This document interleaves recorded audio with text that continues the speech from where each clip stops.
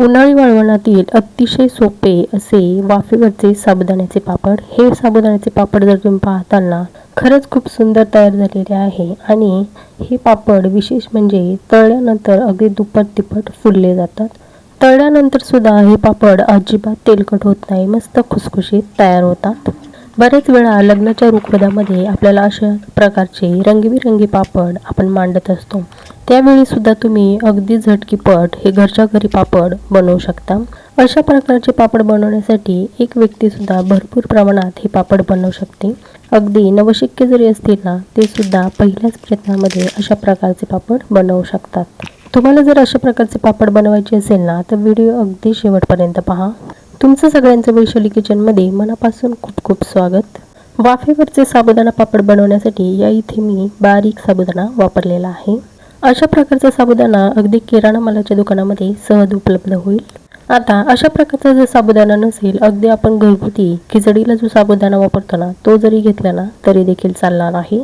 आता हा साबुदाणा मी 250 ग्रॅम घेतलेला आहे. हा साबुदाणा आपल्याला स्वच्छ पाण्याने 1-2 वेळा धुवून घ्यायचा आहे. आणि खिचडीला ज्या पद्धतीने आपण साबुदाणा भिजवतो ना, त्याच पद्धतीने हा साबुदाणा भिजवायचा आहे. अगदी साबुदाण्यामध्ये अर्धा इंच पाणी वर राहील अशा पद्धतीने.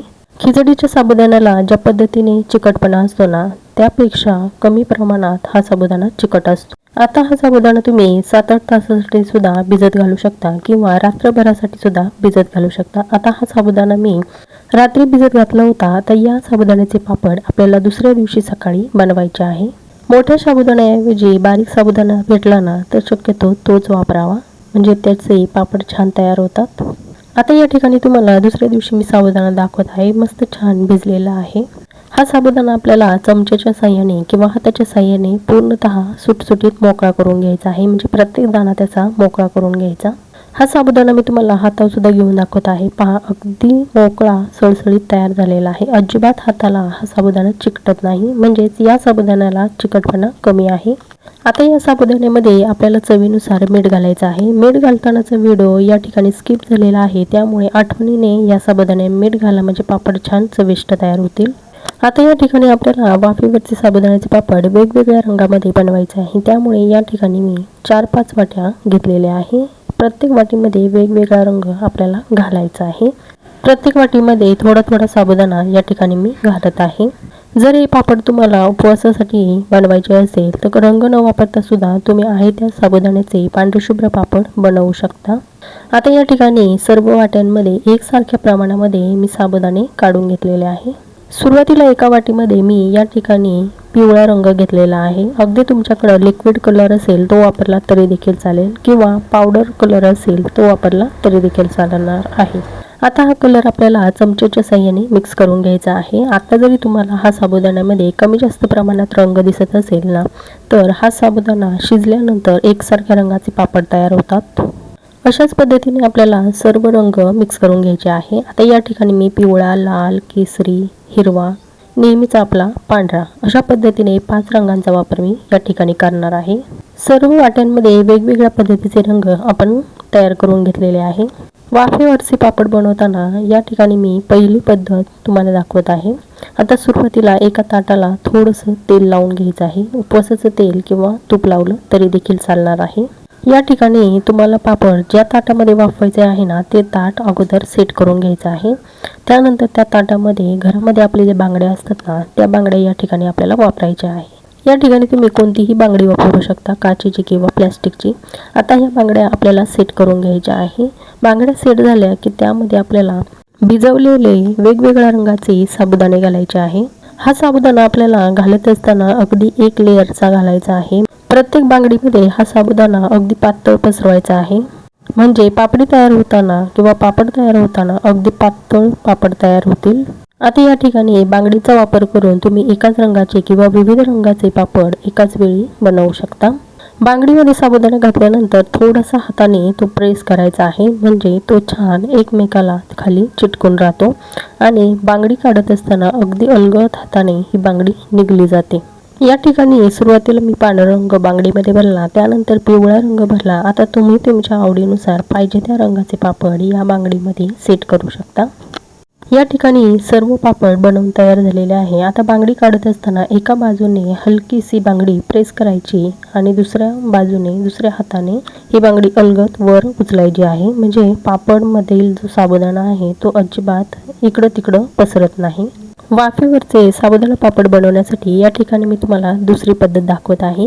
घरामध्ये बऱ्याचशा छोट्या वाट्या असतात. या वाट्यांचा उपयोग करून सुद्धा तुम्ही अशा प्रकारचे वाफेवरचे पापड बनवू शकता. सुरुवातीला या वाट्यांना थोडंसं तेल लावून घ्यायचं किंवा तूप लावायचं आणि त्यानंतर त्यामध्ये रंगीबेरंगी साबुदाणे घालायचे आहे. एकदा या वाट्यांना तेल किंवा तूप लावलं ना पुन्हा लावायची गरज पडत नाही. या वाट्यांमध्ये चमचाभर साबुदाणा घालायचा आणि या साबुदाण्याला चमच्याच्या साहाय्यानेच पसरून घ्यायचा. अगदी साबुदाण्याचा एकच लेअर तयार होईल अशा पद्धतीने हा साबुदाणा आपल्याला वाटीमध्ये पसरून घ्यायचा आहे. हा साबुदाणा तुम्ही हाताने किंवा चमच्याच्या साहाय्याने सुद्धा पसरू शकता. हाताने सुद्धा अगदी सहज हा साबुदाणा आपल्याला पसरवता येतो.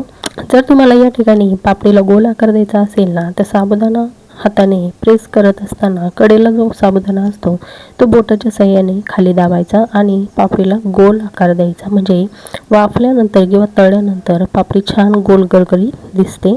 आता या 4 वाट्यांमध्ये 4 रंग मी भरून घेतलेले आहे. आता त्यानंतर या ठिकाणी मी तुम्हाला तिसरी पद्धत दाखवत आहे. ज्या इडली स्टँडमध्ये आपण इडल्या वाफवतो ना अगदी त्या इडली पात्रामध्ये हे पापड अगदी भराभर तयार होतात. सुरुवातीला या इडली पात्राला थोडंसं तेलाने ग्रीस करायचे आणि नंतर एक लेअर देऊन साबुदाणे घालून आपल्याला हे पापड सेट करून घ्यायचे आहे. आता त्यानंतर एका पातेल्यामध्ये मी पाणी घेतलेलं आहे आणि त्यावर ताट ठेवून सुरुवातीला या ताटामधील जे पापड आहेत ते वाफवून घेणार आहे. हे पापड फक्त 10 मिनिटांमध्ये आपल्याला वाफवून घ्यायचे आहे. आता या ठिकाणी तुम्हाला ताटातले पापड दाखवत आहे. हे पापड काढत असताना अगदी हलकेसे कोमट असले ना की लगेचच हे पापड निघून येतात. पूर्णतः गार करण्याची सुद्धा यांना आवश्यकता नाही. हे पापड हलकेसे थंड झाले ना की चमच्याचा किंवा उलटण्याचा वापर करून अगदी सहज हे पापड निघून येतात. अजिबात तुटत सुद्धा नाही. या ज्या वाट्या आहे या वाट्यांमधले पापड वाफवत असताना पातेल्यामध्ये पाणी ठेवायचं, त्यामध्ये चाळण ठेवायच्या आणि चाळणीमध्ये या वाट्या ठेवायच्या. एका वेळी 4-5 वाट्या जेवढ्या बसतील तेवढ्या ठेवायच्या. अगदी एका वेळी भरपूर प्रमाणात पापड तयार होतात. या वाट्या सुद्धा मी 10-15 मिनिटासाठी छान वाफवून घेतल्या आणि थंड झाल्यानंतर या ठिकाणी मी तुम्हाला पापड काढून दाखवत आहे. या वाट्यांमधील सुद्धा पापड अगदी सहज निघून येतात. तिसरी पद्धत म्हणजे या ठिकाणी इडली पात्रामध्ये सुद्धा जर तुमचा इडली स्टँड 4 किंवा 3 याचा असेल तर एका वेळी तुम्ही 12 किंवा 16 पापड सहज बनवू शकता. इडली पात्रातील सुद्धा पापड थोडेसे कोमट होऊन द्यायचे आणि त्यानंतर डिमोल्ड करायचे. अगदी सहज हे पापड निघून येतात. हे पापड वाळत घालत असताना अगदी प्लास्टिक शीटवरच घालायचे म्हणजे ते पटकन वाळले ना की निघून येतात. पापड छान वाफले ना की तळल्यानंतर सुद्धा ते छान दुप्पट-तिप्पट फुलले जातात. आता इथे मी सर्व साबुदाण्याचे रंगीबेरंगी पापड बनवून घेतलेले आहे. या 3 पद्धतींमधील तिसरी पद्धत जी आहे ना इडली पात्रातील ती अतिशय सोपी आहे. ही पद्धत वापरून एक व्यक्ती सुद्धा अगदी एका वेळी भरपूर प्रमाणात पापड बनवू शकते. आता या ठिकाणी मी लहान साईजचे पापड बनवलेले आहे. जर तुम्हाला मोठ्या साईजचे पापड बनवायचे असेल तर मोठी डिश वापरून तुम्ही अशा प्रकारचे वाफवून पापड बनवू शकता. हे पापड अगदी फॅनच्या हवेला सुद्धा एक दिवस सुकवू शकता. पण जर तुमच्याकडे ऊन येत असेल तर उन्हामध्ये अगदी एका दिवसामध्ये सुद्धा हे पापड अगदी छान सुकले जातात. हे पापड मी तुम्हाला अगदी जवळून दाखवत आहे. दिसायला अतिशय सुंदर दिसत आहे आणि तळल्यानंतर सुद्धा हे पापड छान दुप्पट-तिप्पट फुलले जातात. लग्नाच्या रुखवतामध्ये किंवा आणखीन कोणत्या कार्यामध्ये जर तुम्हाला अशा प्रकारचे पापड बनवायचे असेल तर घरच्या घरी तुम्ही अगदी सहज बनवू शकता. हे साबुदाण्याचे पापड उन्हामध्ये छान कडकडीत सुकवून घेतलेले आहे. पापड जर पाहताल ना तर मस्त छान तयार झालेला आहे. यामधील साबुदाण्याचे दाणे सुद्धा अगदी छान मोत्यासारखे चमकत आहे. हे पापड छान कडकडीत उन्हामध्ये सुकवल्यामुळे हे पापड अगदी वर्षभर जरी स्टोअर करून ठेवले ना आहे तसे छान रंगीबेरंगी राहतात. या पापडांचा रंग सुद्धा अजिबात बदलत नाही.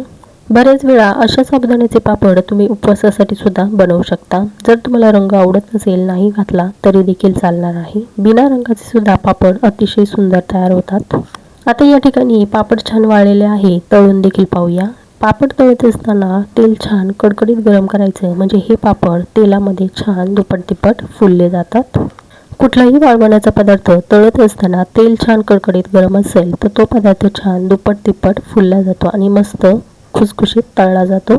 या ठिकाणी पापड इतके छान तयार झाले ना किती तळू आणि किती नको असं होतं. या ठिकाणी मी भरपूर प्रमाणात अशा प्रकारचे पापड तळलेले आहेत। या व्हिडिओमध्ये आपण जी तिसरी पद्धत पाहिली ती म्हणजे इडली पात्रातील पापड।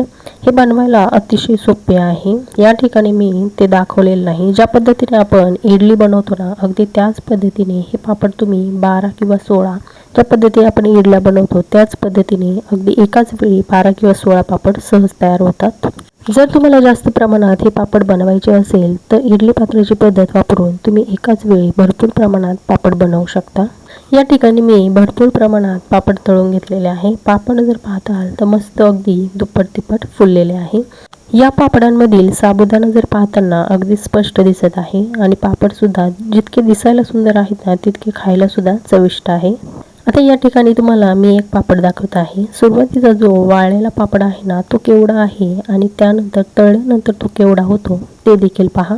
यावरूनच तुमच्या लक्षात येईल की वाफेवरचे पापड तळल्यानंतर अगदी दुप्पट तिप्पट फुलले जातात आणि जितके ते दुप्पट तिप्पट फुलले जातात ना तितकेच ते छान खुसखुशीत सुद्धा तयार होतात। हे पापड तळल्यानंतर अजिबात तेलकट होत नाही, मस्त खुसखुशीत तयार होतात। या उन्हाळ्यामध्ये अशा प्रकारचे पापड नक्की बनवून पहा, तुम्हाला नक्कीच आवडतील।